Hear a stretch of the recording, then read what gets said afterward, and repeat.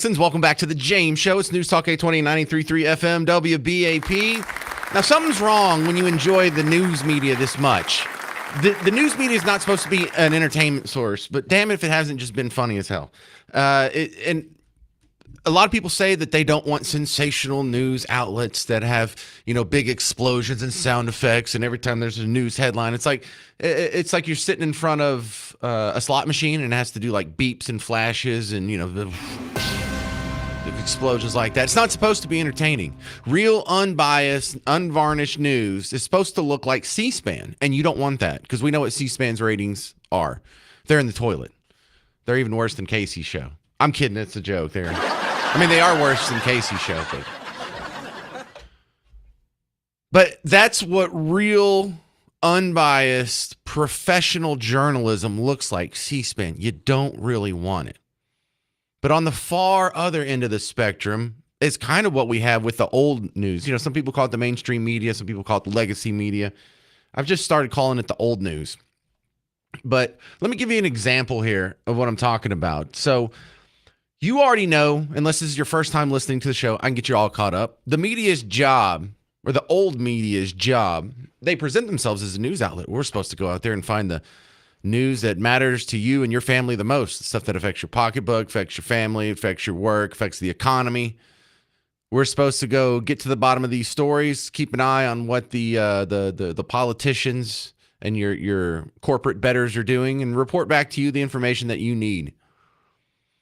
But in reality, in practice, it seems the mission, the playbook of so many platforms is to go out and find the piece of information that makes their political opponents look the worst, and that's the headline. Now, they're in a tough spot after this Iran bombing.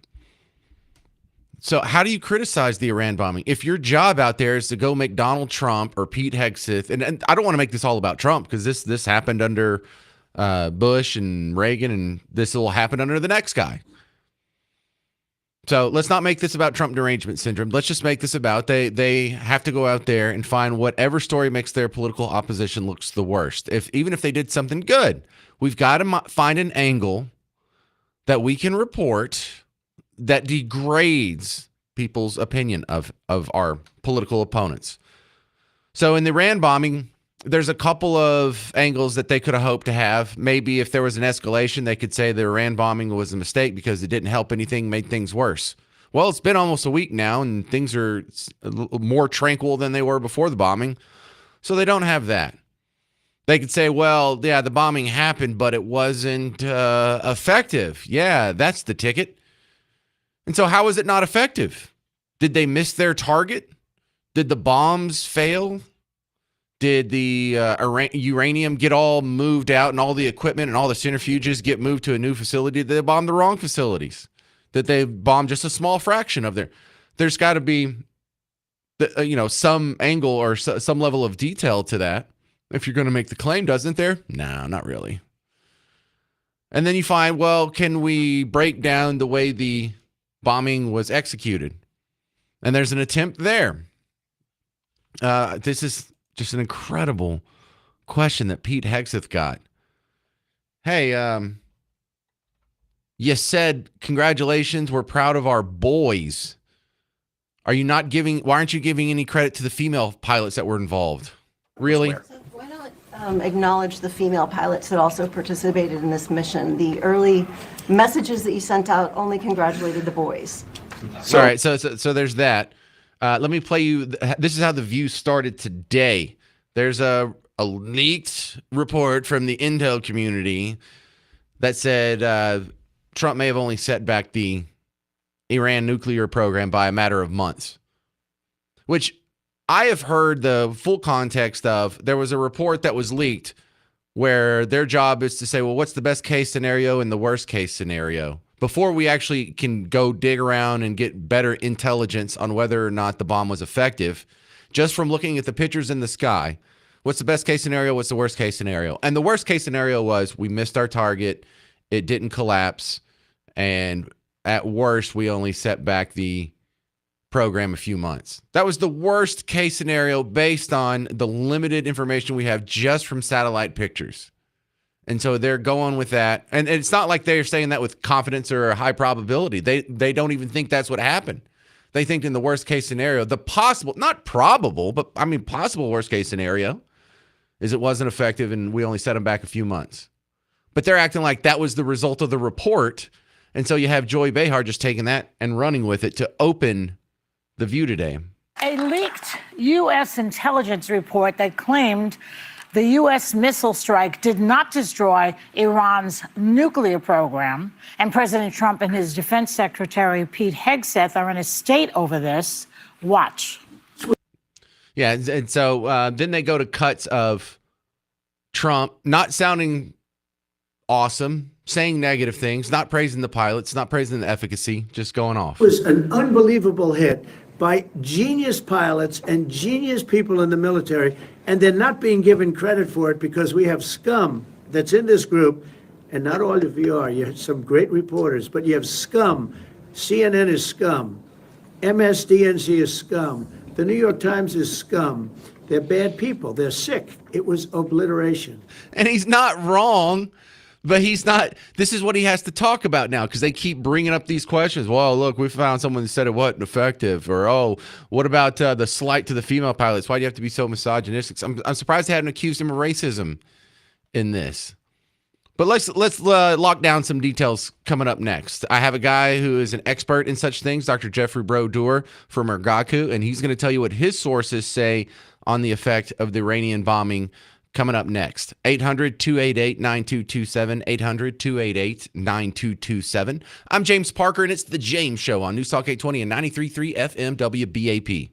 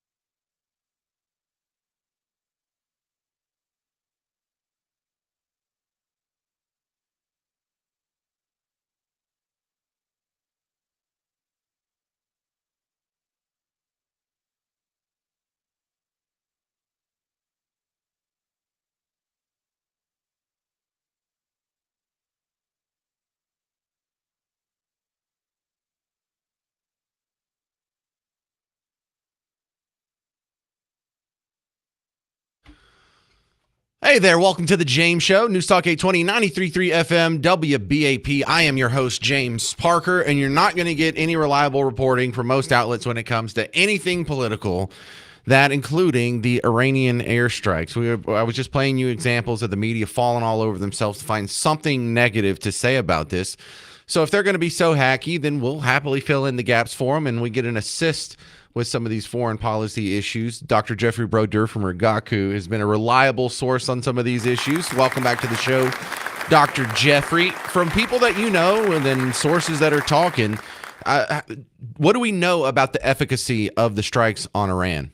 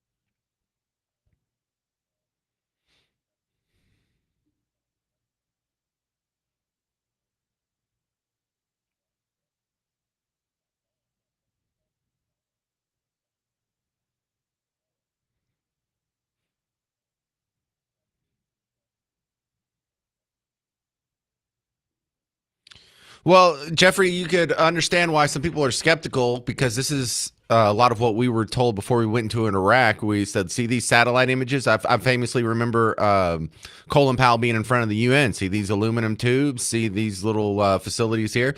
This is specifically for the weapons of mass destruction or whatever the claim was. And it turned out some of that wasn't necessarily true. So people have a reason to be skeptical about the folks saying, well, we knew exactly what this was.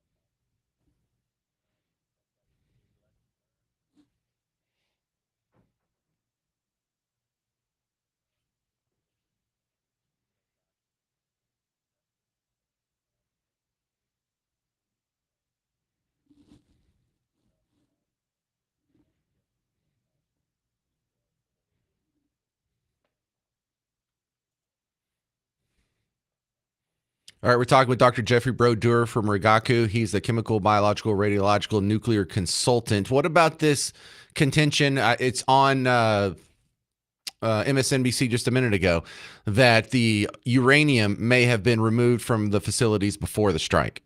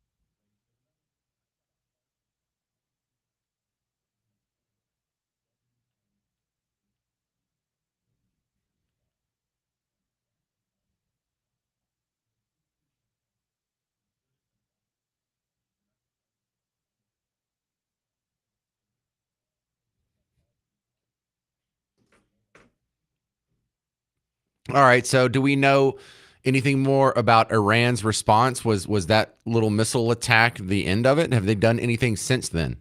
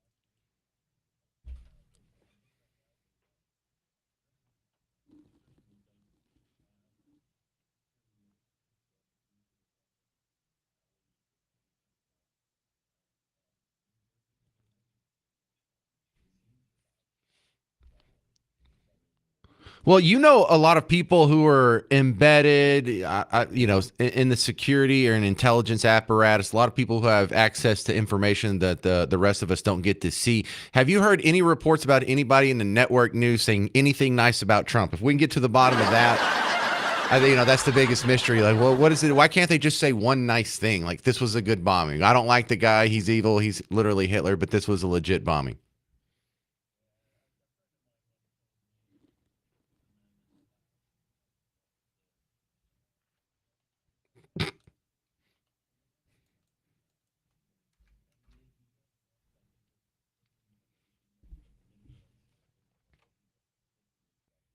Hmm.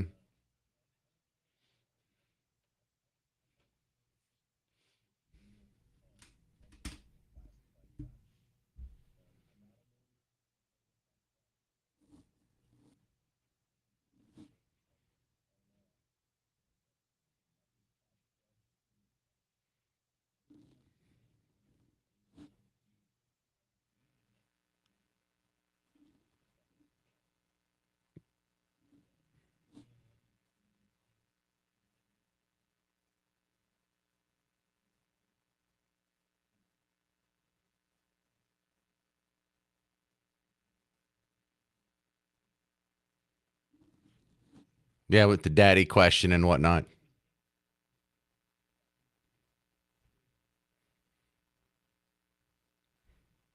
I totally agree with all that. Thank you, Dr. Jeffrey Brodeur from Rigaku Analytical Devices. He's a chemical, biological, radiological, nuclear consultant, and we'll probably have him on a semi-regular basis until there's world peace forever, which means you'll probably hear from him again soon. Coming up next, you can answer the question, and I'll answer it next too. Is it even possible for the old media to say anything positive about President Trump? Now, I would think yes, but I can't really think of an example. Can you give me an example? 800-288-9227. And then coming up on the James Show, you'll hear Pete Hegseth, kicker reporter in the Jimmy. And that's a metaphor, not literally. Next on News Talk 820 and 93.3 FM WBAP. Hey, homeowners, James Parker here for Blue Ribbon Roofing. If you need to trust someone to get on your house and fix your roof, or just get it checked out to make sure it's okay, start with Blue Ribbon Roofing. The inspection doesn't cost you anything. The phone call, they come out, they visit, they take pictures, they give you a folder of information telling you all about shingles and insurance and whatnot. And if you do need a new roof, they can help you with that. But look, don't just trust me on the radio. Look at some of the hundreds of 5-star Google reviews. Here's one from April, from Andy here in North Texas. He says, Blue Ribbon Roofing did a great job. We found them on the WBAP radio station. Hey, that's me. And they were preferred vendors by our insurance company, USAA. Trish called our claimant. John met with our adjuster for the approval. Trevor managed the job. Great teamwork. We will use them from now on when needed. So go ahead, make the phone call, go to the website, whatever you got to do to get started. And here in a week or two, I want to read your 5-star review from Blue Ribbon Roofing. Go to blueribbondfw.com, blueribbondfw.com.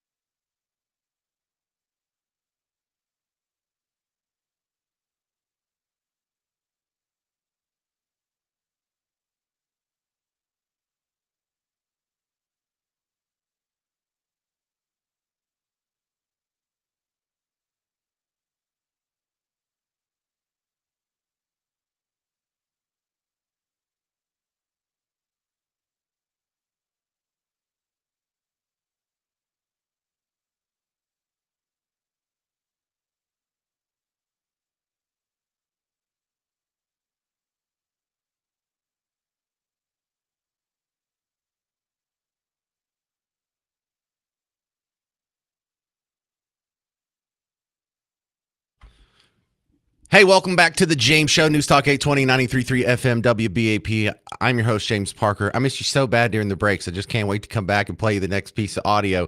So Pete Hegseth, your defense secretary, has some good news. We did a bomb on the Iranian nuclear facilities. It looked good. There hasn't been any retaliation. I mean, the minimal little 14 missile attempt that happened at the beginning of the week. So it looks like here we are Thursday, still in the clear. Ceasefire not only declared, but holding. This is wildly successful. Even when we were spelling out the spectrum on what would we consider a good strike or a bad strike last week, we are on the optimistic side of that speculation here on a Thursday after the strike. But since the media has to cheer against Trump, no matter what they do, I'm going to play you two cuts from Pete Hegseth talking. And early this morning, man, this was right after I woke up. I hadn't even turned on my laptop, or actually, this is when I turned on my laptop. This is the first thing I saw is they're doing a live speech this morning at like 7 o'clock our time. Now, granted, they're in the East Coast, so he had a press conference at 8 in the morning. So this is fresh stuff. First, the female pilot's question. I played the question earlier. I'm going to play his response here because they've just got to dig. They've got to find something bad about it. Well, we heard it wasn't effective. Well, we heard it's going to make things worse. Well, we heard they moved the uranium. Well, you said, good job, boys, and you totally disregarded and demeaned and dehumanized the female pilots on the job. Here's the answer, too. Was where? So why not acknowledge the female pilots that also participated in this mission? The early messages that you sent out only congratulated the boys.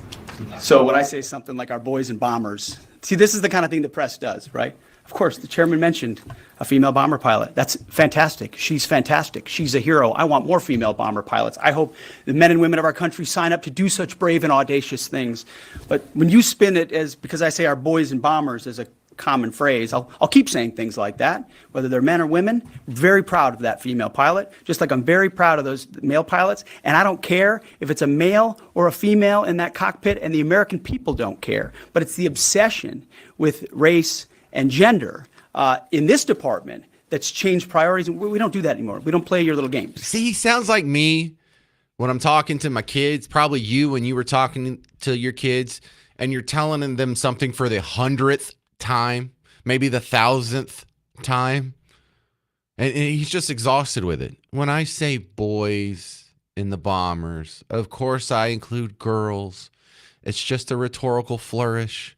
It wasn't meant to demean or demoralize or denigrate or otherize the females who were involved on the exact same mission. You people, they just have to find something to say bad about the mission because it's got Trump on it. Because you, and I mean specifically you, the press, specifically you, the press corps. Get him, Pete. Because you cheer against Trump so hard.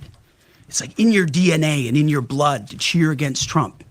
Because you want him not to be successful so bad, you have to cheer against the efficacy of these strikes. You have to hope maybe they weren't effective. Maybe the way the Trump administration has represented him isn't true. So let's take half-truths, spun information, leaked information, and then spin it. Spin it in every way we can to try to cause doubt and manipulate the public mind over whether or not our brave pilots were successful.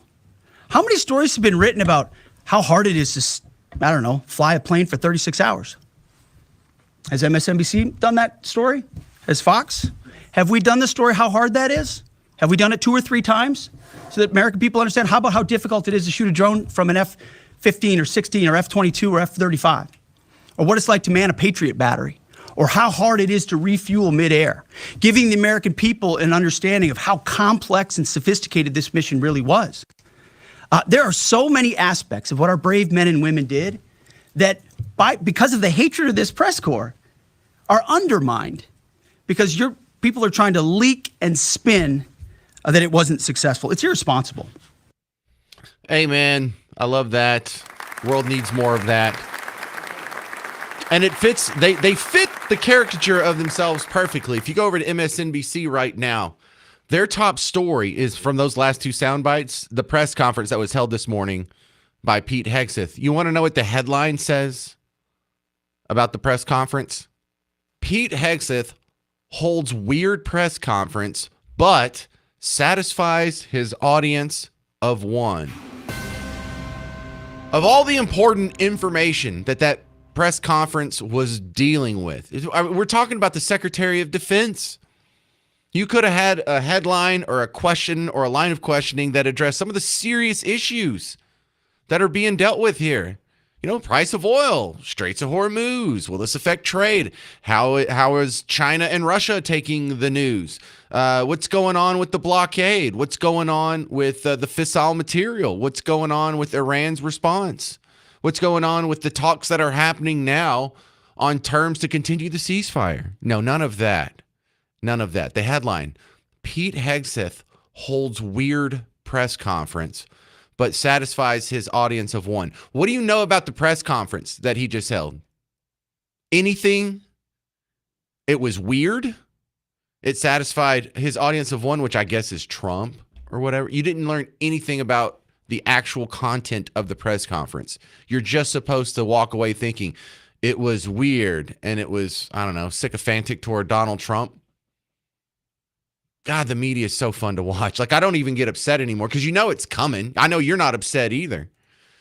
But they just can't say one nice thing about the guy. And I had a caller like that yesterday. Some guy called in. What was it, like Craig from Dallas? I even pulled it. I might put it on YouTube because I wanted to hear it myself. And he just couldn't say one nice thing about the guy. It's so emotional. It's so illogical. And they got to get up and they got to do the dance every day. And it's turned into just a fun little hobby for you and me. It's like, oh, we had a successful strike. Well, they must be having a hard time over on MSNBC. Let's see how they deal with this. Well, you didn't congratulate the women. Really? That's all you got? Must have done great. Coming up next on The James Show, you're going to love this. Another episode of What the Heck Did Jasmine Crockett Say This Time? You're going to hear her question Melania Trump's immigration status next. 800-288-9227, 800-288-9227. I'm James Parker on News Talk 820 and 93.3 FM WBAP.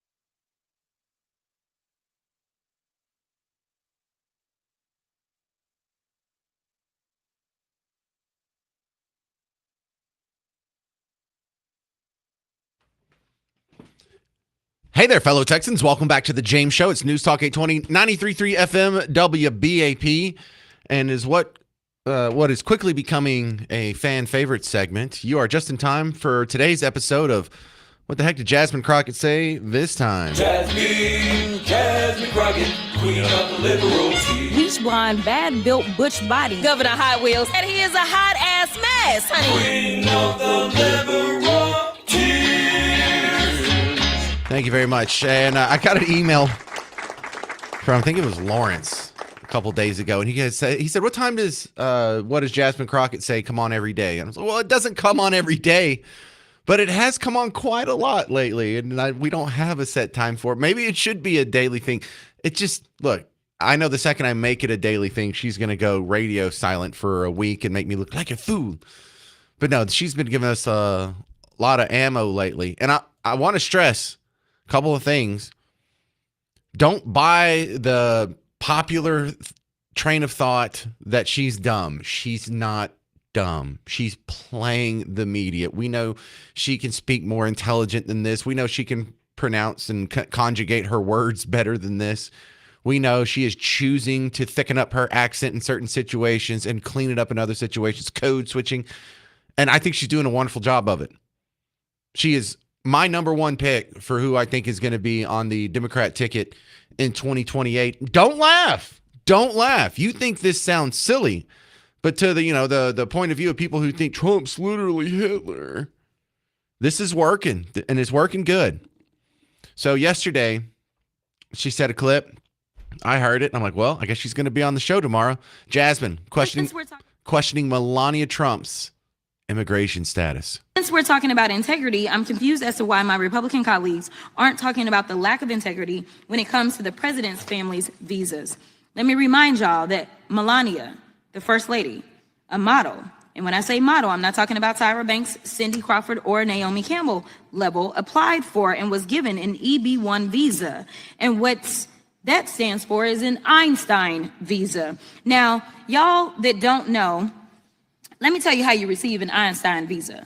You're supposed to have some sort of significant achievement, like being awarded a Nobel Peace Prize or a Pulitzer, being an Olympic medalist, or having other sustained extraordinary abilities and success in sciences, arts, education, business, or athletics. Last time I checked, the First Lady had none of those accolades under her belt.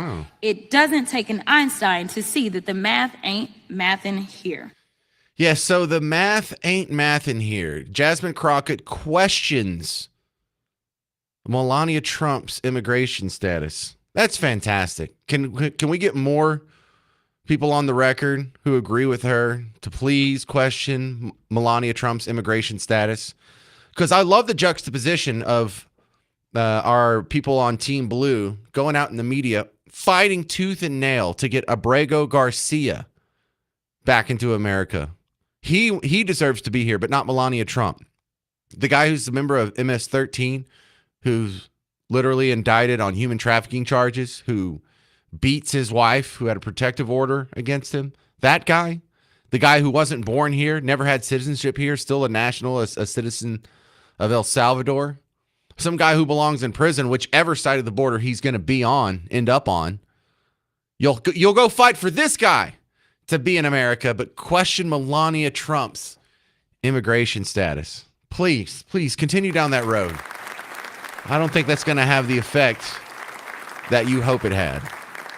This concludes today's episode of What Did Jasmine Crockett Say This Time? Jasmine Crockett, queen of the liberal tea. Bleach blonde, bad built butch body. Governor Hot Wheels. And he is a hot ass mess, honey. Queen of the liberal tea. The I Want My 80s tour features Rick Springfield. Will be coming to Music Hall at Fair Park July 20th. That's less than a month away. Special guests John Waite, Wang Chung, and Paul Young. Get tickets and information at livenation.com or listen to the WBAP morning show. Tomorrow will be your last chance to win tickets from my buddies on the morning show. Hal, Ernie, Carla, the whole crew. Listen to them. Maybe we can get you some tickets on the house. Also, if you're looking for something to do this weekend, I will be doing comedy at Hyenas in Dallas, opening for the great Alex Stein. Doors at 6. Show starts at 7.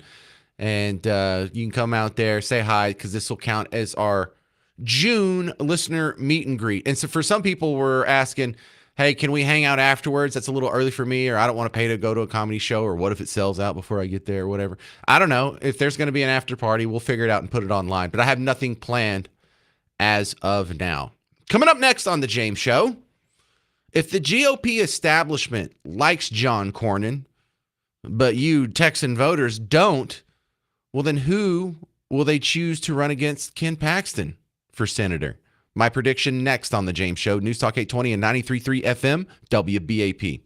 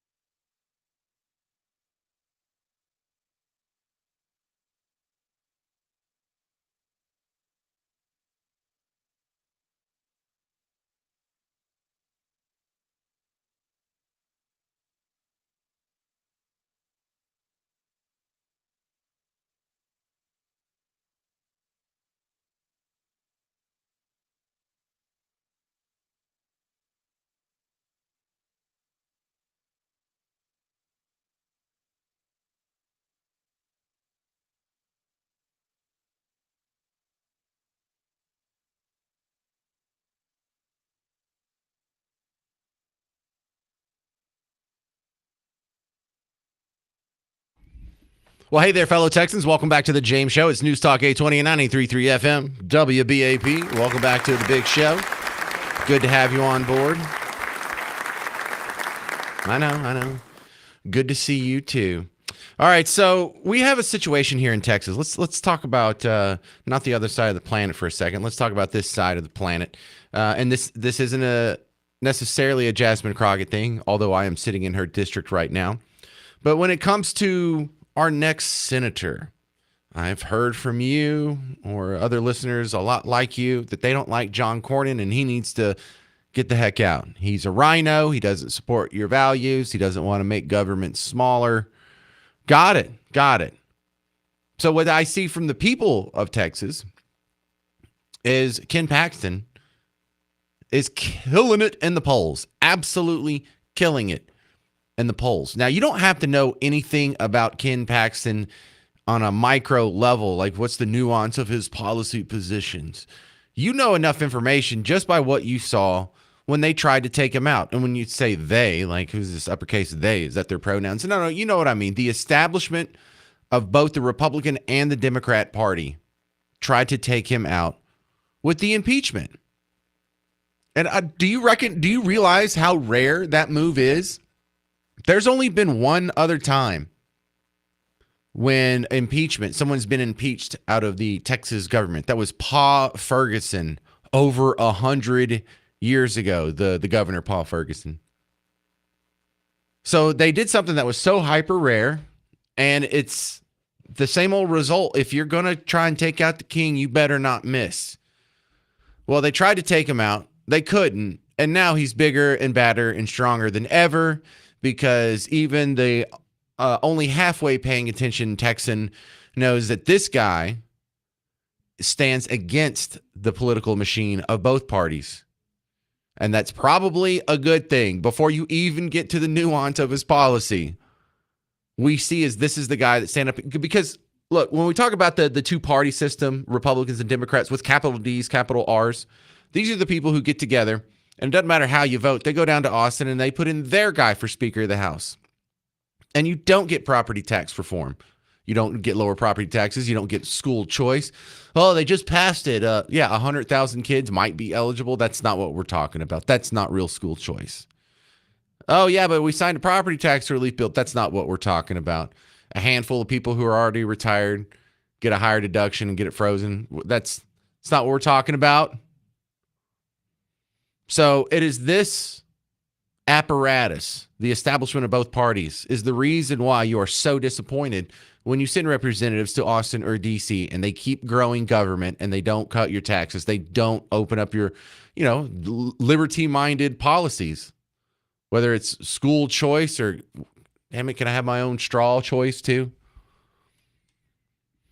But the GOP establishment likes Cornyn and they don't like Paxton. So they're not just going to let Ken Paxton waltz in. So you have the people who pay attention to this political stuff a lot more closely than you and me, noticing that some of the donors are going to go to Paxton because they think he's a done deal, but some of the donors are migrating toward Wesley Hunt. Wesley Hunt. Now, you may know that name, and he's kind of known in Texas. He's a fairly new congressional representative out of the Houston area. But I think, have we had him on the show before? I don't know if we've had him on the show. I know we played some of his audio before, but here's a good example of how I know that this guy is being trotted out as possibly the next John Cornyn, or at least the establishment's attempt to replace John Cornyn. Wesley Hunt. He's being shopped around in the media. He's now showing up on the weekends on the big networks. In fact, he was on the Bill Maher show on Friday. And if he does well in these media carousels, just like Jasmine Crockett took advantage of the shine that they gave her, he might end up being the next replacement for John Cornyn. But here he is on Bill Maher. When I think about January 6th and pardoning all the people who were involved in that insurrection. Insurrection? How you have insurrection with no guns, though? No. That's like having. Well, that's like making coffee. They with brought no tons of guns. Well, there's 400 guns currently in circulation. 40 million guns currently in circulation. One person was killed that day. It was Ashley Babbitt. She was a white unarmed person that was killed by a black Capitol police officer. Imagine if that had been the other way around.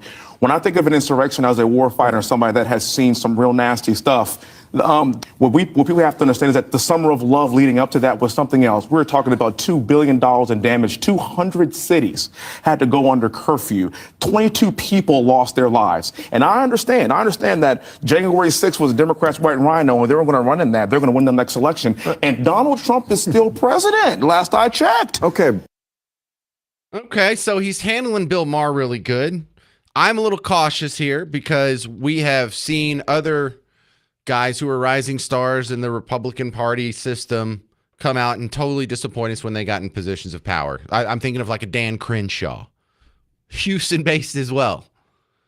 So maybe Wesley Hunt has a future. What he says is fairly positive. How is he going to govern if he gets some new reins of power? We don't know yet. Could it be worse than John Cornyn? That'd be really hard. Are you already confident of Ken Paxton? More confident than not confident. But I'm really bolstered by the fact that the establishment doesn't like this guy when he seems to be far and away the front runner. What is so bad about him that you can't just roll with him? I take that as a good sign. But if not John Cornyn, who? If not Ken Paxton, who? And I'm going to give you a list, just my short list of Texans that I think need to be put in this pipeline and need to be candidates in some office somewhere, because if we can start, rotating them off the bench and getting them some reps, they have a real shot at doing something positive should they choose to go the political route. It could be existing politicians. It could be like a Mark Cuban or a Joe Rogan. But I'll give you my short list next. You can add to it. 800-288-9227. 800-288-9227. Coming up next, the list of Texans who should replace John Cornyn on The James Show. News Talk 820 and 93.3 FM WBAP.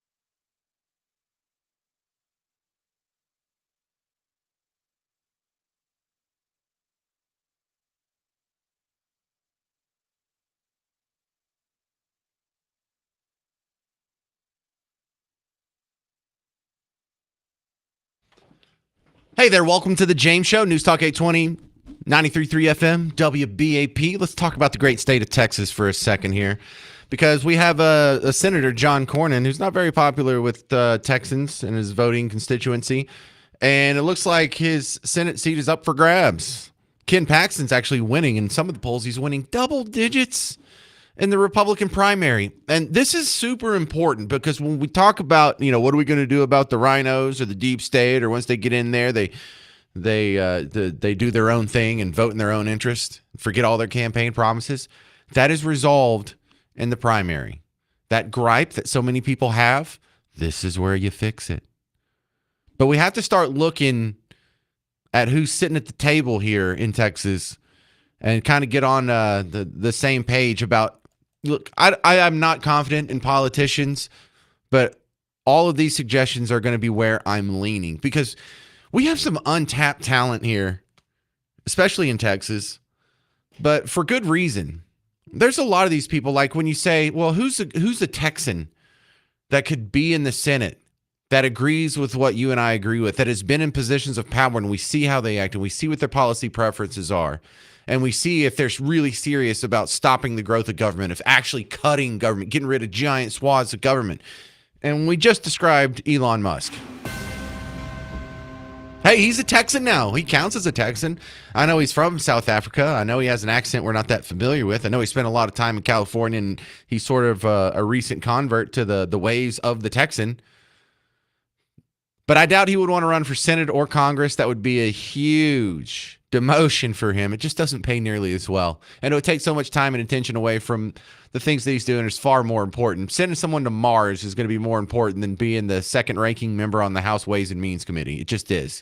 Another one, though, and I am cautious about this one because I'm not too sure of where his policy positions would fall in some cases. But another one, Joe Rogan. Highly influential. One of the most popular podcasts on planet Earth right now. Has the respect of many of the younger voters, and also the media world, the celebrity world. It's kind of hard to call him a racist, sexist, Nazi, bigot, homophobe when he was supporting Democrat candidates all the way up through Bernie Sanders. It wasn't until this second Donald Trump term that he even deigned to be associated with MAGA. And he doesn't call himself MAGA now. He's just a little open-minded about it. But that would, dude, what election would Joe Rogan lose in Texas? So he could pretty much pick a seat. Hell, he could run for governor if he wanted to. But let's get into some more who are more likely to do it, because it wouldn't be as much of a pay cut compared to Joe Rogan or Elon Musk. And one guy I would like to see and know more about is our own mayor here in the city of Dallas, Eric Johnson. Now, Eric Johnson, barely a Republican. He just made the switch a little over a year ago. But I was in newsrooms. I was working at a TV station when he came into power, and we would get his press releases. And most press releases don't get reported on at all. But in the background, I could see, it was like, this guy's not much of a Democrat. In fact, he was very against the defund the police movement, and he pushed a bunch of policies like cutting spending and wasteful projects. It's like, wait a second, is this guy one of us? And when he converted, when Eric Johnson publicly came out and said he's switching parties, I was not shocked. I was like, this guy's barely a Democrat to begin with. That's amazing. Kind of saw this coming. That's fantastic news. But I would love to see how he performs if he gets his turn at the media cycle. Because Wesley Hunt, he's working for it and whatnot. But if you're going to end up on Bill Maher, that's not you just being a scrappy guy who's, making his way in the world, working hard and staying in school. No, there's some people who are connected that wanted to see that made that happen. What happens if they do that with Eric Johnson? And look, speaking to the media helps. That's why Joe Rogan would be so good. Eric Johnson would be so good. That's also why Dr. Phil would be good. Dr. Phil's a native Texan. He's trying to build a media empire over there in Fort Worth. He's got his own little network. What's it called? Merit Media or something to that effect. Oh, man. Can you imagine him at a press conference being asked stupid questions? Why didn't you thank the female pilots? Or Merritt Street Media, thank you, Garrett. Or, do you think of your daddy over the other countries or whatever dumb questions we've heard in the last 48 hours? Dr. Phil would blow that out of the water. And he would do it with his cool little Texan accent. Let me tell you something here. Glenn Beck would be another good example for some of the similar reasons.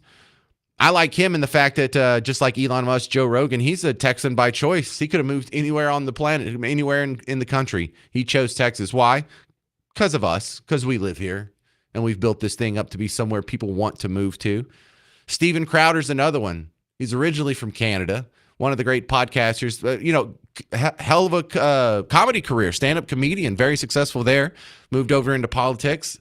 Decided he's going to make his podcast headquarters where? Here. He would destroy these silly little questions in a press conference, and I look forward to that. We heard all kinds of insults and degrading of Ronald Reagan. Oh, he's just some actor. He's just some media guy. Yeah, that kind of worked out in his favor. The ability to communicate your thoughts and ideas very clearly in an entertaining fashion, to not be boring and monotone. And then there's guys who have already had a modicum of success. I think they're ready for the next level. I would like to see it pushed and see if it sticks. Alan West, former congressman who's now head of the Dallas GOP. He's at all kinds of events that I end up at, and he just kills it on his live speeches. I've seen him do many interviews on Fox News. I've even seen him on CNN. Killed it. And then the rising star Brian Harrison out of Midlothian, who me and him have collaborated on the rhino list. If you want to see the list of rhinos in the state legislature in Texas, I collaborated with Brian Harrison. We put that up on WBAP.com. If you want a link, send me an email. I'll happily give it to you. So that's my short list. What's yours? 800-288-9227. This is Steve in Dallas. You're on WBAP. Hey there. Hey there. Wesley Hunt. You know the name? Yeah, Wesley Hunt. I just played his audio from when he was on Bill Maher on Friday. Yeah. No, great guy. An up-and-coming star. Oh, did you miss the previous segment? Because he's the one who kicked off this whole conversation, so it's kind of great you say that. Yeah, no, he is. He talked about the next generation folks that we need to get off the sideline, get them on the field. Yeah, well, hang on. Now, Steve, here was my concern that I was saying in the last segment. If you missed it, a bunch of other people probably did too, so I'll reiterate it.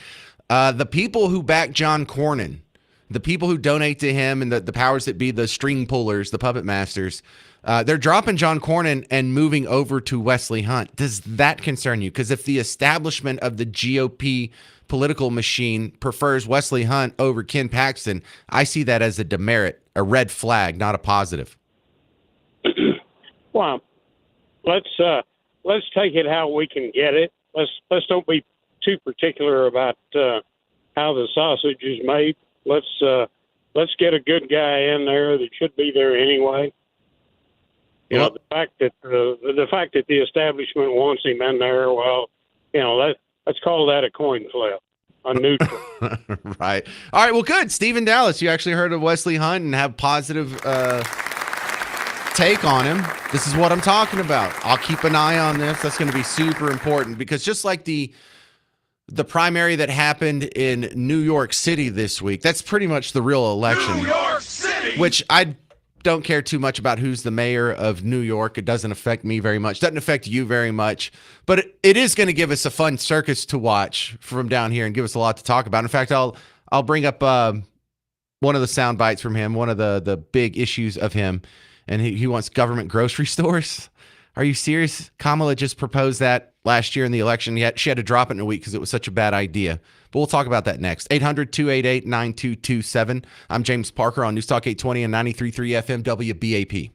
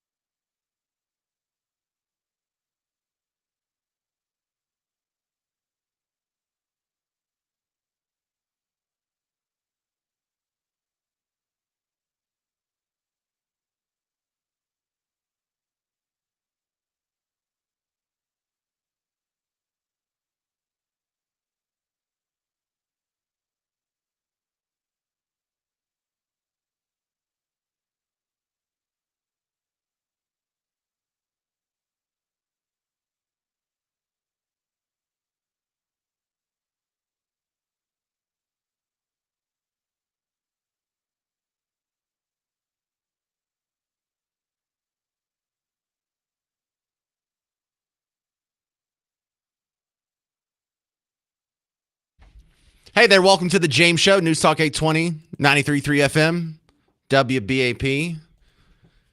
The Texas Rangers are the only team in Major League Baseball that hasn't had a Pride Night for the month of June thus far. That's not gay. See what I did there? Took a common phrase and I reversed it, and it looks like New York City might get a new mayor. Now, New York City! The election that was held this week didn't determine the mayor. It was the primary for the Democrat candidate of mayor. And it's just assumed that whoever this guy is going to steamroll his way into the city hall in the general election. However, there's a couple of exceptions that you've seen recently in your lifetime. Michael Bloomberg, who, I mean, he had a Republican title next to his name. He didn't govern as a Republican. He's damn sure isn't a Republican now, but people went to the ballot box in the city of New York and voted for a guy with an R next to his name. It's not impossible. And before that, Rudy Giuliani, mayor of New York. Now, he actually, not just having the R next to his name, actually governed as a Republican. It was wildly successful. He cleaned up Times Square. He got rid of all the crack addicts and prostitutes and peep shows and hookers, and turned it into someplace that by the time first time I was ever in New York City, I walked in Times Square at like 4 a.m. It was nice. It was clean. It was safe. There wasn't criminals. There wasn't pimps. There wasn't prostitutes. There wasn't needles on the ground. It looked like the perfect tourist experience. Bright lights. None of the bulbs were out. Everything was clean. Cops were present. It was great. New Yorkers remember that. So I'm not 100% sure that this guy is going to win just because he got the Democrat primary, but the early polling shows that not only is the Democrat going to win, but he's even a little more fringy and a little more dedicated to the Team Blue economic mantra than your average Democrat voter. Here he is in a campaign video talking about his plan for state-owned grocery stores. Grocery prices are out of control. The cost of eggs and milk has skyrocketed. Some stores are even using dynamic pricing, jacking up the cost over the course of a day depending on what they can get away with. It doesn't need to be this way. I'm Zahran Mamdani, and as mayor, I will create a network of city-owned grocery stores. It's like a public option for produce. We will redirect city funds from corporate supermarkets to city-owned grocery stores, whose mission is lower prices, not price gouging. These stores will operate without a profit motive or having to pay property taxes or rent, and will pass on those savings to you. It's like a 17-year-old just read a book for the first time. What? If this plan works, you don't think we would have tried it already? You don't think it's been tried 1,000 times in 1,000 different locations and failed on its face? Mr. Zoltan or whatever, Zamfir, Zoran, what's his name? Sir, why don't you just go look at when this has been tried before and tell me if it worked? Why don't you just go look at anywhere on planet Earth where this has worked? This is how you end up with bread lines in Russia, in the Soviet Union. This is how you end up with bread lines in Poland and Romania and Hungary for all that. This is how they ended up with bread lines in Venezuela. We've heard this before. And in fact, something similar to this was tried just down the street. When I was doing the morning show down in Waco, like 10 years ago, there was some other socialist group, Mission Waco, which there's a bunch of other missions in different towns. They just act like it's a local grassroots activist network, but it's really just centralized socialist activism. They started this in Waco about 10 years ago. I guess it was 2017 maybe when it finally opened, but they got a whole bunch of money appropriated from the taxpayers. They got some grants from DC to keep it afloat, and they opened their state-owned, their state-run grocery store called the Jubilee Market in Waco. It never turned a profit. I went there several times. It was terrible. It's exactly what you expect. It's the DMV for food. It's not great. The produce stinks. There's flies everywhere. Some of the light bulbs are out. There's no decoration on the wall. The people who work there are not very helpful. They're not even wearing uniforms. They're all just sitting around looking at their phones. They have no interest in helping you because they are not controlled by the profit motive. They get to make money. They stay in business by getting other politicians to appropriate them more money in the next bill. So the customer service was terrible. The product was terrible. The availability of it, there were a bunch of empty shelves, and they would run out of stuff all the time. Or if they had ribs, they would have ribs through the end of the day, and then they wouldn't have them again for another couple of weeks. Oh, I kept up with them. Followed their social media. They closed earlier this year, actually. They closed about the time USAID said we're not going to be sprinkling billions of dollars on political activist groups anymore. What a coincidence. So even here, when it's been tried in the exact same fashion in which he's just described, happened in Waco, already failed. And this whole price control thing, has this never been tried before in America? Nixon didn't try to freeze the wages. Did Jimmy Carter try and freeze the price of gas? What happened when they did that? Did everyone just get cheaper gas, or did we have shortages? What happened when they tried that in Venezuela? Did they get rid of hunger, or were they just a year or two away from having to break into the zoo to eat the animals? This doesn't work everywhere it's promised. But who does promise stuff like this? Is this a free market capitalist approach to economic planning? Or is this a fascist approach to economic planning? You hear the concern about fascism and authoritarianism. What is price controls other than fascism and authoritarianism? What is it? Because it's certainly not free market, certainly not capitalist. But they tried this in Venezuela just 10 years ago. I have a report from NPR 10 years ago. I'm not going to play the whole thing, but rest assured it wasn't working out well. We go now to Venezuela, which will have legislative elections next month. And the ruling Socialist Party there is expected to take a beating. That's in part because of food shortages and complicated rules about when and where people can buy things. And it's exactly what you think. If you make the food cheaper at this one store than everywhere else, then everyone's going to rush in, turn around, buy everything that's on the shelves, and then turn around and sell it for a profit right outside the store. Okay, so how do you keep people from doing that? You ration it.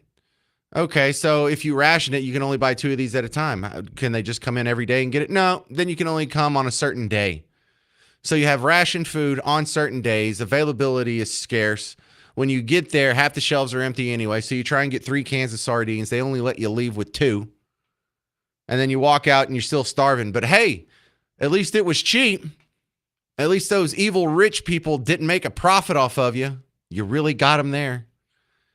So I'm not going to fight the guy. I'm not going to go histrionic or get upset or even spend a whole lot of time on the show about it. I'm just warning you, we're about to get a lot of fun stories coming out of New York City. If this guy wins and can somehow get some of these just terrible, just god-awful economic catastrophes put into place, I'm almost looking forward to it. If not for the human suffering of my fellow Americans, I would be all just clapping my hands off, waiting for this to come asunder and do what it does every time. Fail spectacularly. Coming up next, Dallas ISD is feeding children through the summer breakfast and lunch. Do you think this program is as ridiculous as me? Why does this exist? This is another just absolutely terrible idea. Who thinks this is a good idea to feed food, to feed kids during the summer through the school system? 800-288-9227. Now, if you think I'm off my rocker, I'll explain myself next. But I'd like to hear from you. 800-288-9227. I'm James Parker. It's News Talk 820 and 93.3 FM WBAP.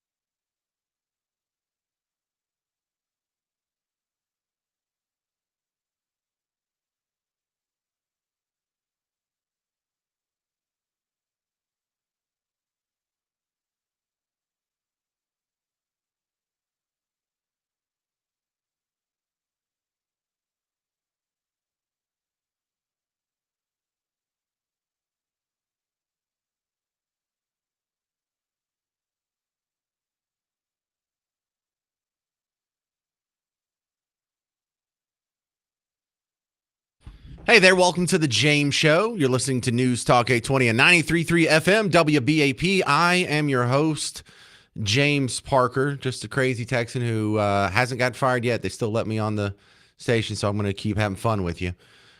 Let's talk about this new program.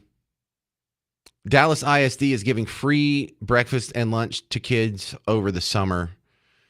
Am I heartless for thinking this is a ridiculous program? I know to people who are just new to listening to other media sources, and maybe you just accidentally trickled over to talk radio for the first time, I can understand why you would think that sounds heartless.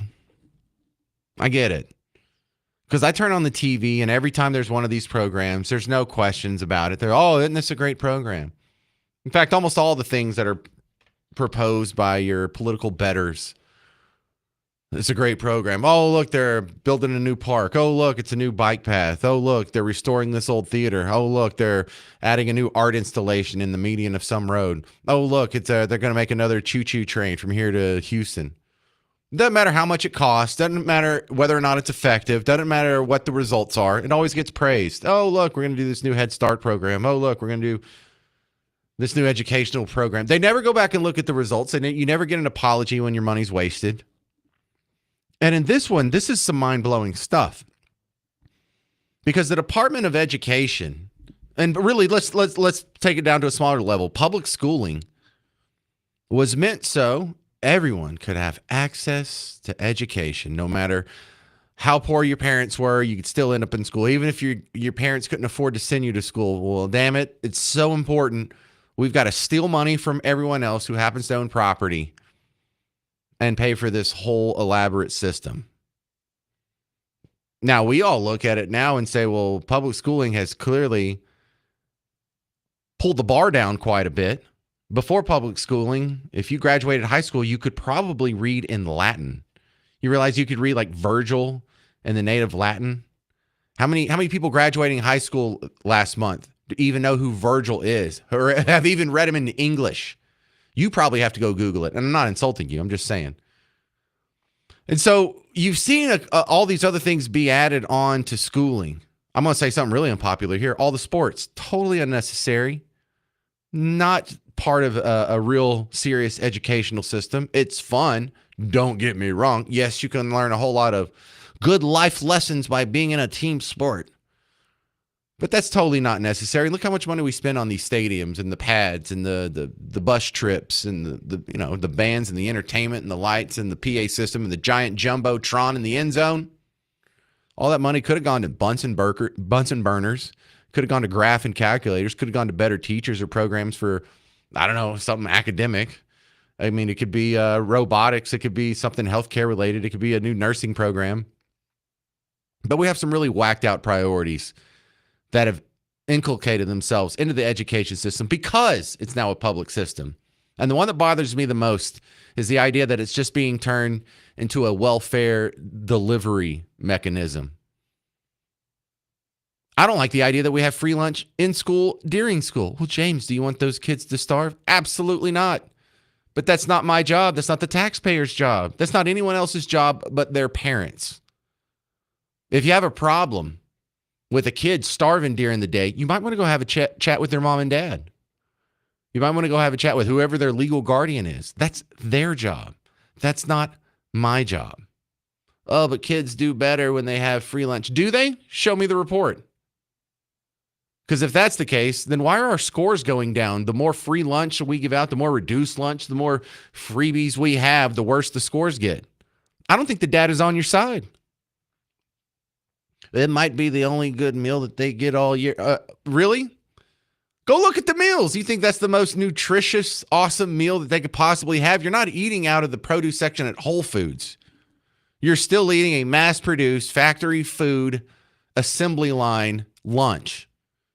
Not that it's terrible. Hey, I ate it every day. I went to public school. I love that nasty food. But now, the school system, with declining scores, with terrible scores, with terrible SAT scores, with terrible discipline, we now are concerned we're using scarce education dollars and resources to feed them year-round. What are food stamps for? What are all these other programs for? Why do we need to do this in the schools? My food stamps don't already cover that? The taxes I'm paying for that? I have a real problem with this. And the parents, too. I can't blame you if you're taking advantage of free food from schools. But if you're the kind of parent that when school's out, you're just going to let your kids starve, we don't need to send you a sandwich. We need to send CPS to come question whether or not you're fit to be a parent. At some point, can we expect sentient adults to take care of their own children without the taxpayer having to foot the bill? Is that asking too much personal responsibility? Because that seems the bargain basement of personal responsibility. Not even feeding yourself, feeding your kid. If you're not willing to do that, I'm not putting up a program to sponsor your sloth and your irresponsibility. 800-288-9227. This is David in Fort Worth. You're on WBAP. What do you think about free lunches during the summer?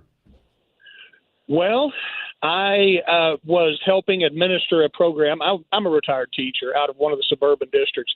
I was helping administer a program where we were doing something very similar to this. We were giving the kids that were on free and reduced lunch, giving their parents a bag of food once a week that they could take home to be able to help feed the kids. Then I got very, very disgusted with it because I started finding out from other family members and from other people that what those families were doing was taking that home, and then dad would use it for his lunch since he's the breadwinner, or grandmother that had a dietary problem was eating that food, and the kids just kind of had to catch whatever they could. And I didn't want to have anything to do with it after that. I was like, nope, not involved. Don't want to have anything to do.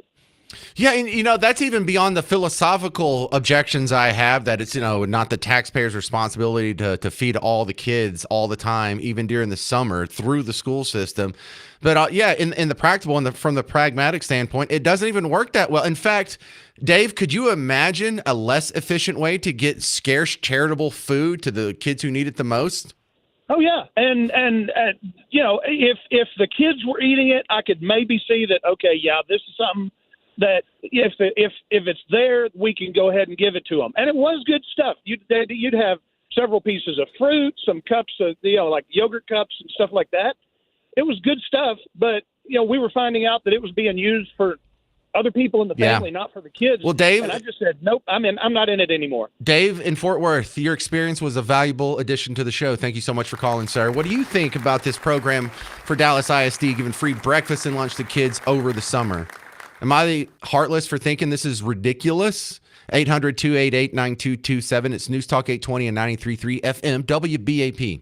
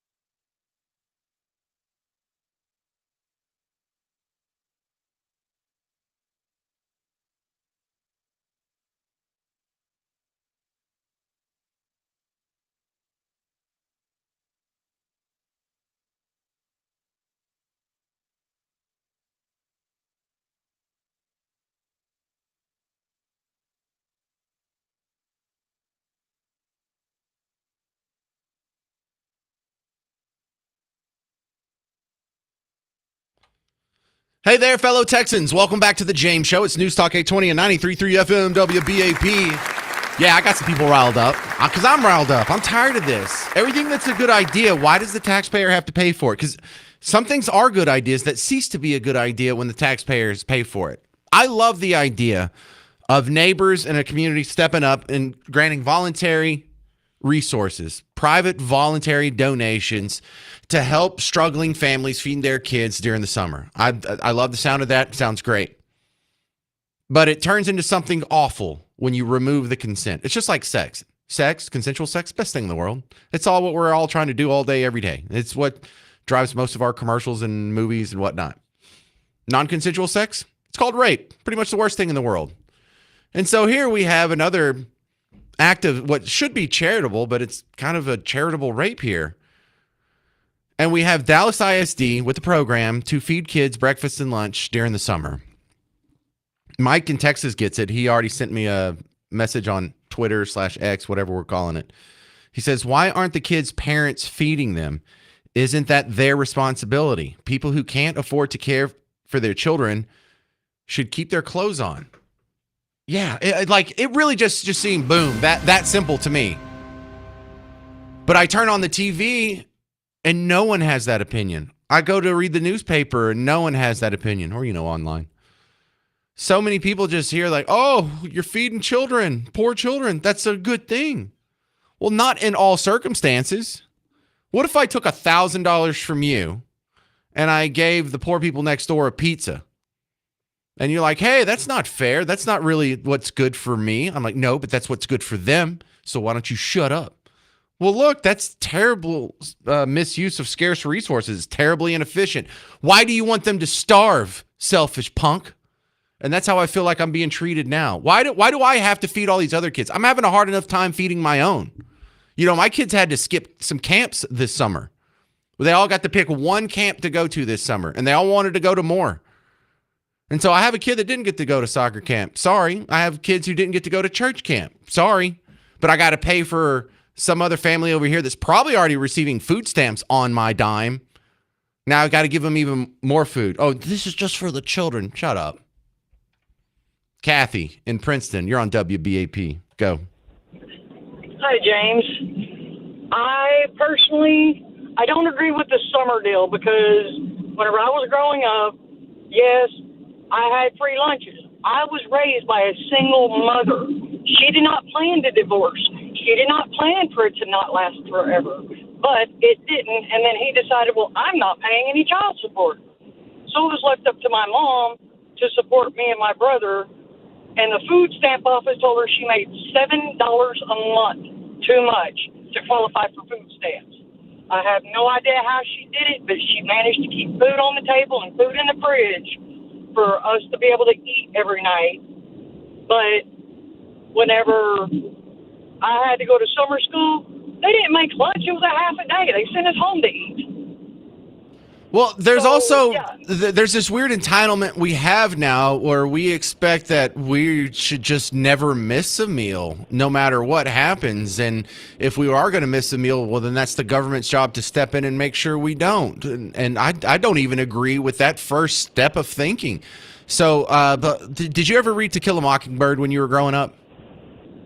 Oh, God, it's been so many years. I don't think I did. Okay, well, there's a scene in it where when the girls go into class, they have a new teacher, and when Jimmy Cunningham doesn't have any, when it's lunchtime, everyone takes out their food and starts eating it, or they take their 2 quarters and they walk to the store and get some food because it doesn't take that much.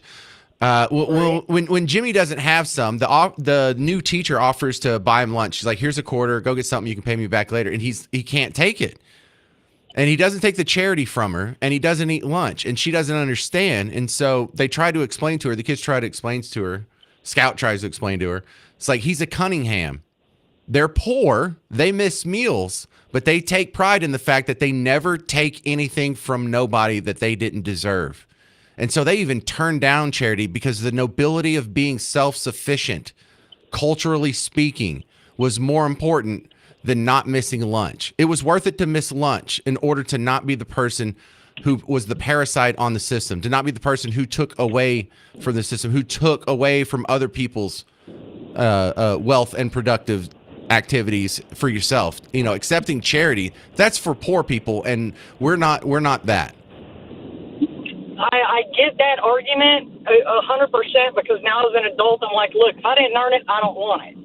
But, I started mowing lawns and stuff whenever I was 11 years old to help supplement so that I didn't have to go, Mom, I need new shoes, or Mom, I need new this, or I need new that. I made my own money. All I needed was a ride to the store. Yeah. Well, So I just find it. I just find it amazing how people are just falling all over themselves, not just to accept it humbly, but to act like that I'm some sort of jerk for not supporting this. No, we're doing you a favor. Taking away a favor isn't hurting you. Susan in Fort Worth, you're next. Go. I agree with you. We're just expanding the nanny state and the sense of entitlement on the powers that be government to take care of us. And what happened to cause the school system to say, we need to do this? What was the trigger and who is paying for it? Property taxes are skyrocketing. And I'm not sure where this comes into play with school property taxes and who's paying for the lunches and the breakfast, but I don't know why summertime when students are not in school, they're the responsibility of the school district to feed them. Well, the foundation of this problem comes from the fact that we have public schools to begin with. Private schools don't do this. Do private schools just hand out food willy-nilly all summer? No, they don't. The only reason we have another giveaway of your scarce taxpayer resources is because we've allowed government to seize a very important industry, education. And we all did it for good intentions. We thought, hey, education is a good thing. Let's make it accessible to everybody. This is what you end up with. Socialism fails everywhere it's tried, even in the education industry. So if you really want to get rid of all these problems, and you can get rid of like the creepy books that are in the library or Common Core or critical race theory, all this goes away instantly. School choice, all that goes away if you just get rid of public schools.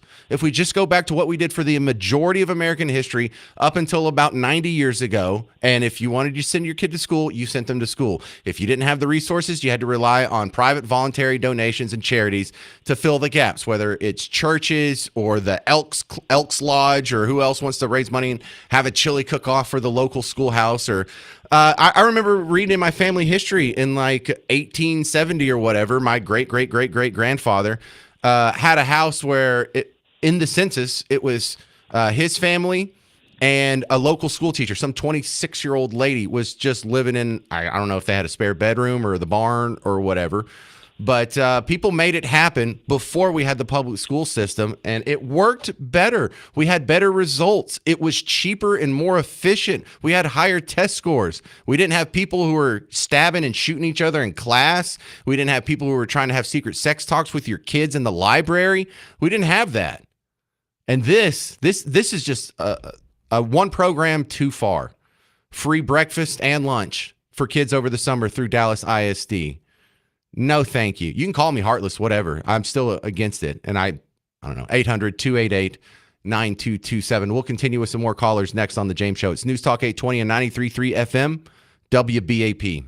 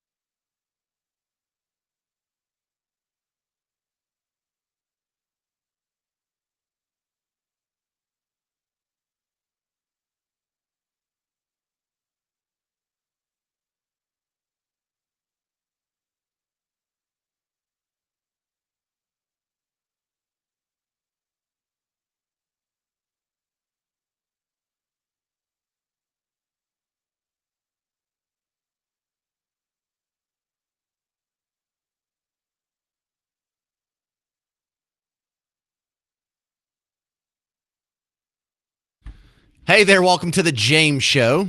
I'm James Parker on News Talk 820 and 93.3 FM WBAP. I'm going to be in a comedy show this weekend, Sunday night, opening for the great Alex Stein. You might know him from Blaze Media. He's headlining. I'm opening for him at Hyenas on Sunday night. Come on out, 6 o'clock. More info on social media. Our topic right now, though, is it burns me every time I see these programs. Dallas ISD giving free breakfast and lunch to kids over the summer. And I understand how for people who haven't thought about this for more than 5 seconds think, oh, that's heartless. Why do you want kids to starve? No, it's got to end somewhere. All the freebies at my expense and at your expense has to end somewhere. They already get food stamps if they're poor enough. I mean, then we got to give them housing. Then we got to give them public transportation. Then we got to give them health care, whether it's Medicare, Medicaid, or Obamacare. Like at some point, can you do even the most basic self-responsibility? And that is put food in your own children's mouth. Can you just do that? And if we're not having people meet any of the most basic of adult responsibilities, this is not the best way to arrange society. Tired of these programs. 800-288-9227. Let's go to Scott Mansfield. You're on WBAP. Go, Scott. James, I haven't answered Susan of Fort Worth's question about where this money comes from. It's this food program is a USDA summer feeding program, and every school in the state has access to that money. It's administered through TGA. All right. Well, it's still a terrible program. Yeah. Yes. The fuel for your fire. I'm not aware of any evaluation other than number of meals served. There's no checks and balances about effectiveness or cost effectiveness. Right, and that's that's the worst metric possible because Scott, they're saying how much of the taxpayers' money can we possibly spend, and that's what they rule as effective. So the more waste, fraud, abuse, the higher they can run up that total, the more effective, the more of a success they see it. Exactly. All right. Well, it is. Thank you for the USDA stuff. Another program that shouldn't even exist and an entire cabinet level department that shouldn't exist. Thank you very much. Let's go to Melissa in Hamilton. You're on WBAP. What do you think? Yeah, I was going to repeat kind of what he said is the lunches are federally funded and it's not a Dallas ISD program. I mean, Hamilton Elementary, a little 2A elementary school, we give free lunches to our students here. And it's every school has a choice. Like you have to decide to pay your people to come up and make and serve the food, but the funds are given to every single school in the state of Texas.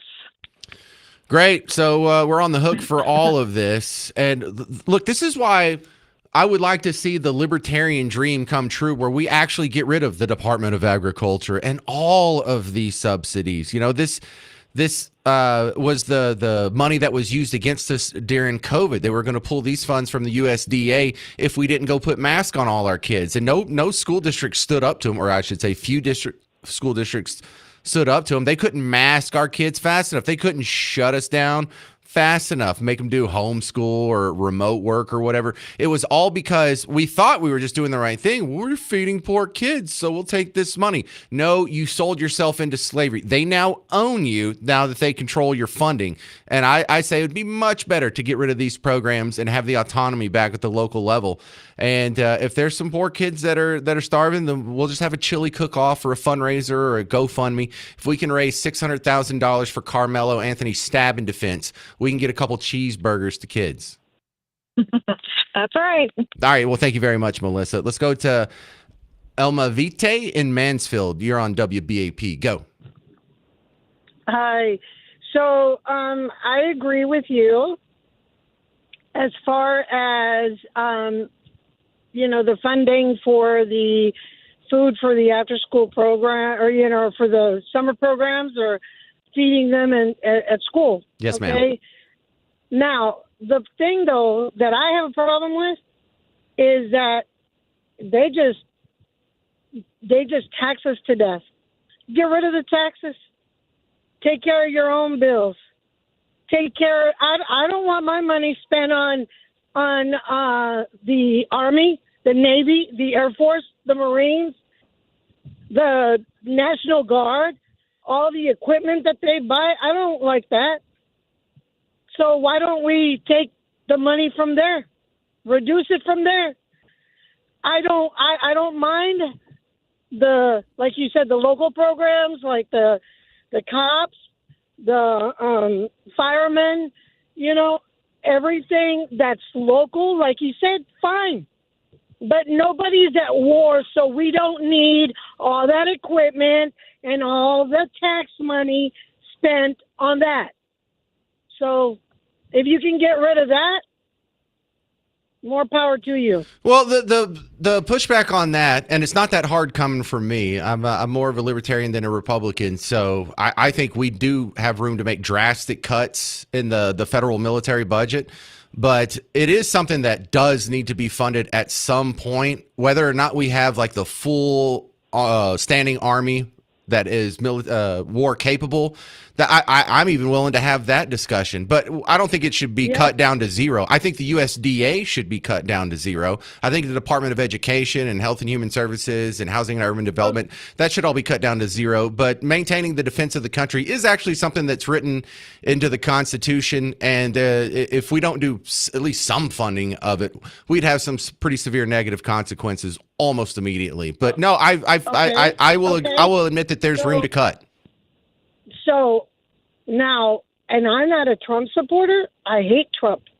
But whatever that DOGE or whatever, that program that existed there, you made a comment about if they, like, say 2025, the government program gets 10 million, just to make it easy, right? Mm-hmm. 10 million.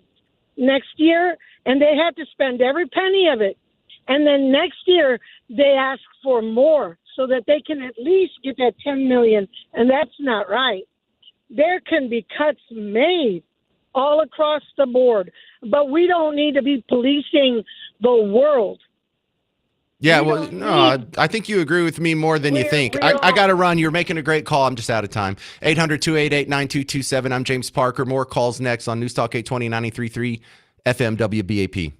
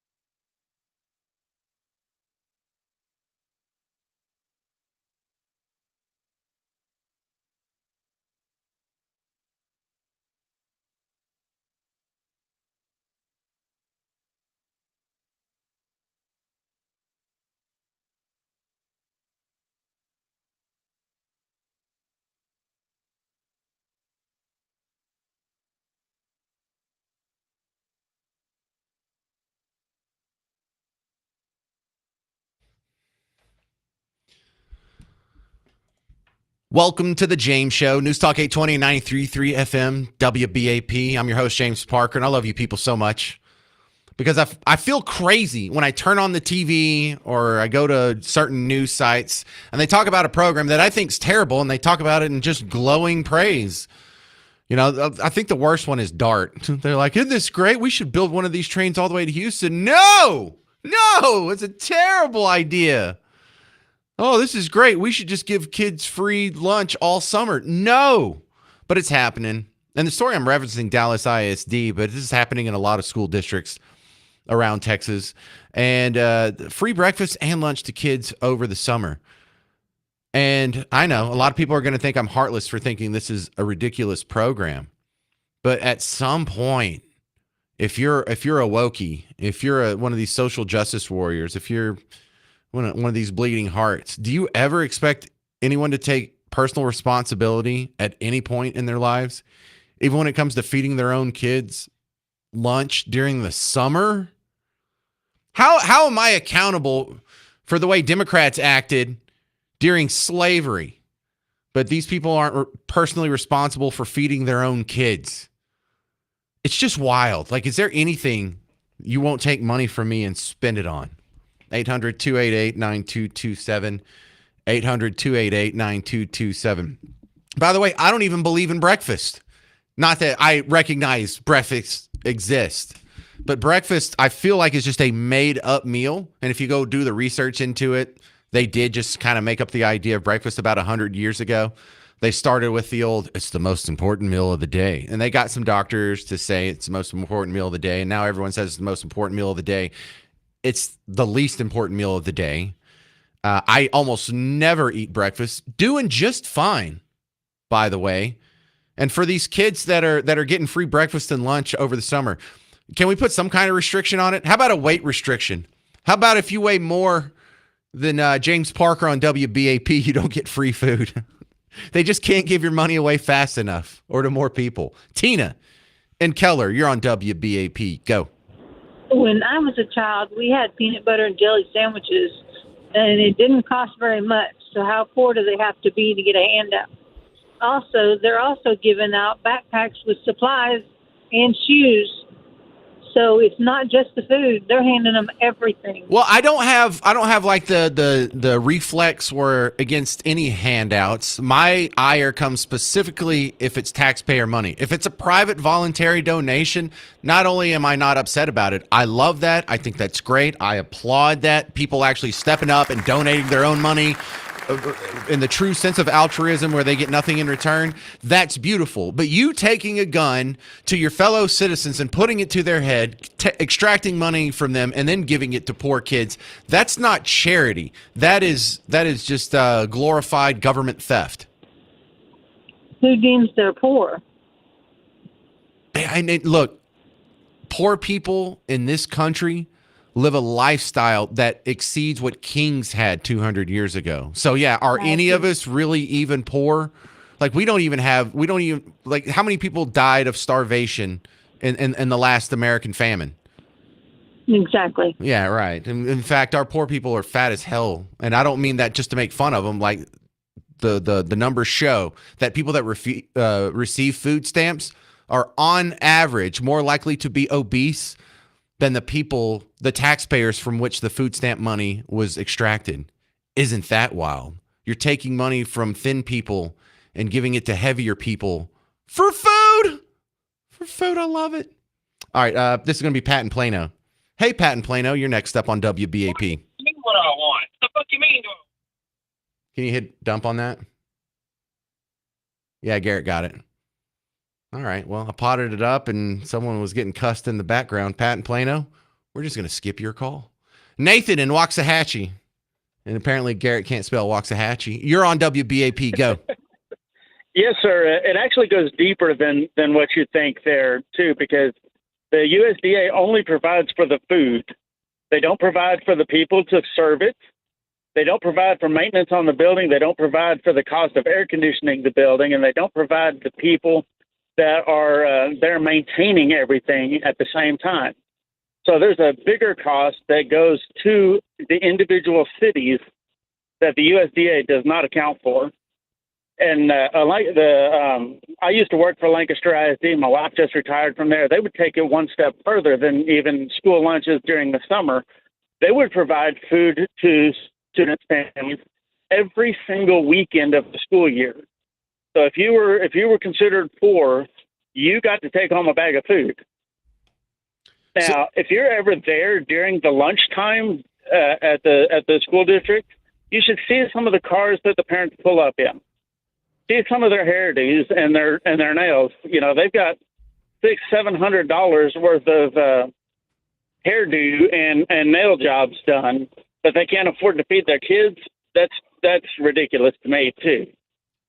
You know.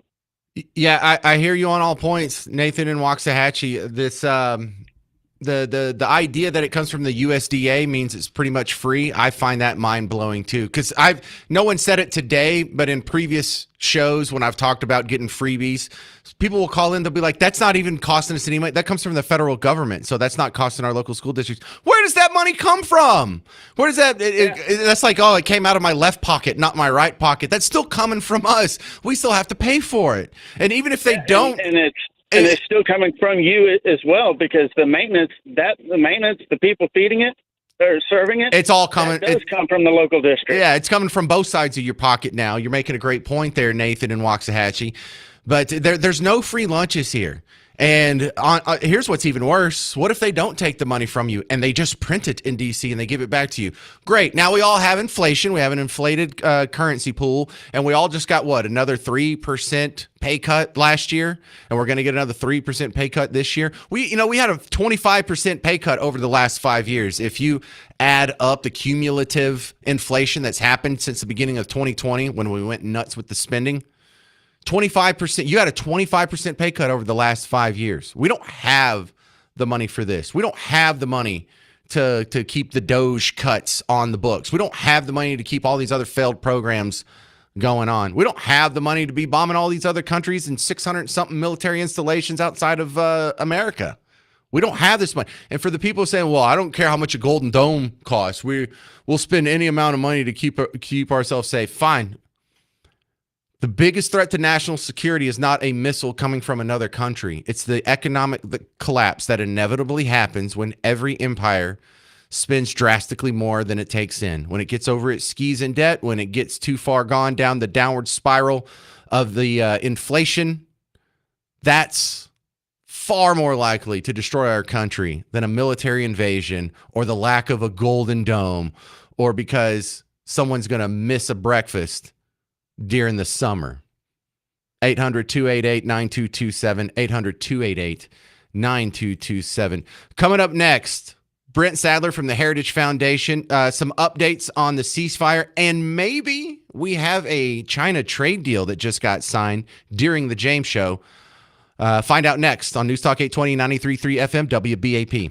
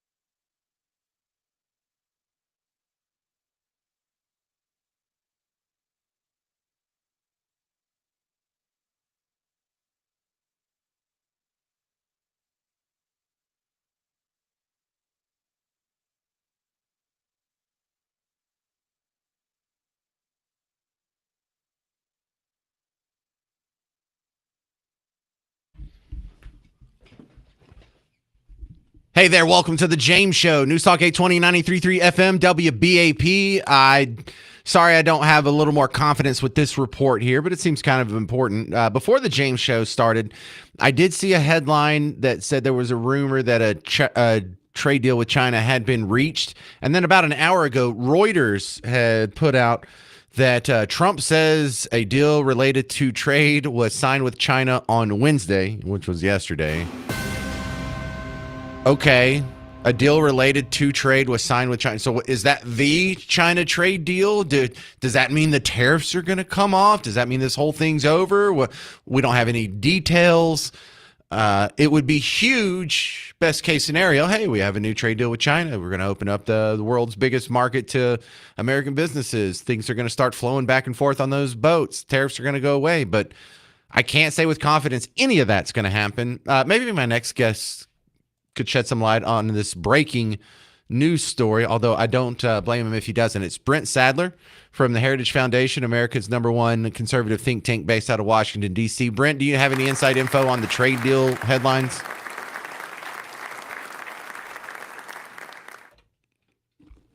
All right, fair enough. I figured you wouldn't have anything this soon, but never hurts to ask. In the foreign policy front, we have Iran. The Ayatollahs came out and said, well, it looks like we won, boys. We delivered a hand slap to the face of America. All right, sounds fine to me. As long as it's over, you can say whatever you want.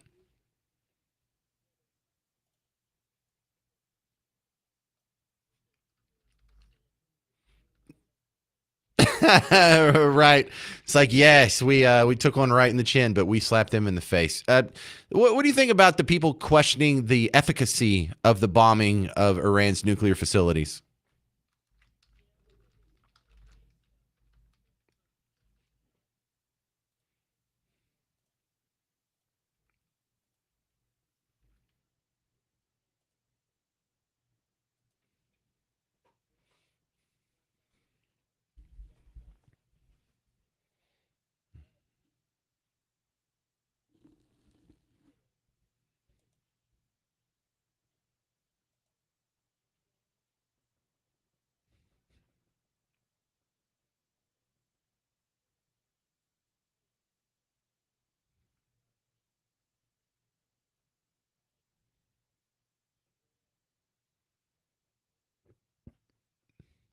Well, does anyone ever get in trouble for leaking, for any of these leaks that we see in the news on an extremely regular basis?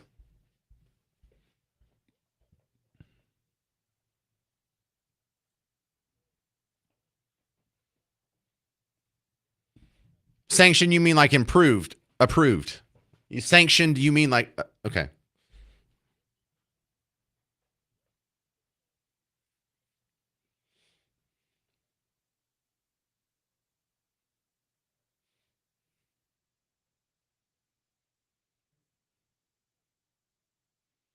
So if we do get a deal, this is Brent Sadler from Heritage Foundation talking about the Iran deal. If we do get a deal with Iran, how would we enforce it? How would we stop them from funding Hezbollah and Hamas and the Houthi rebels and all these other bad actors?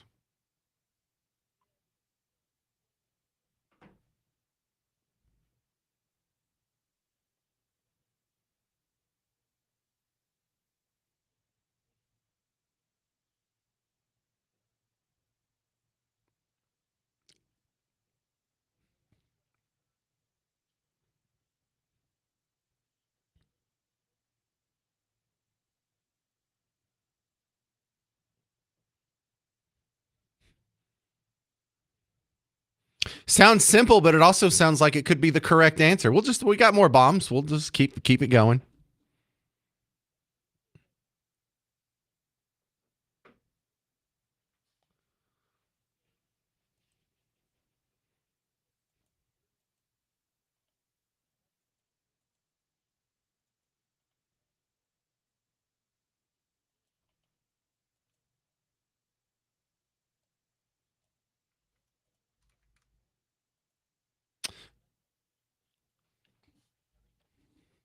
Well, I hope it happens. Brent Sadler from the Heritage Foundation, thank you very much for your insights.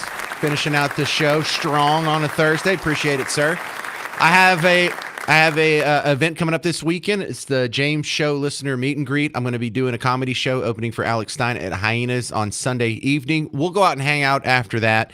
If you want to be a part of that, or maybe just the after party of it, find us on social media and pay attention to the comment section. Stick around. Coming up next, the great one, Mark Levin. I'm James Parker on News Talk 820 and 93.3 FM WBAP.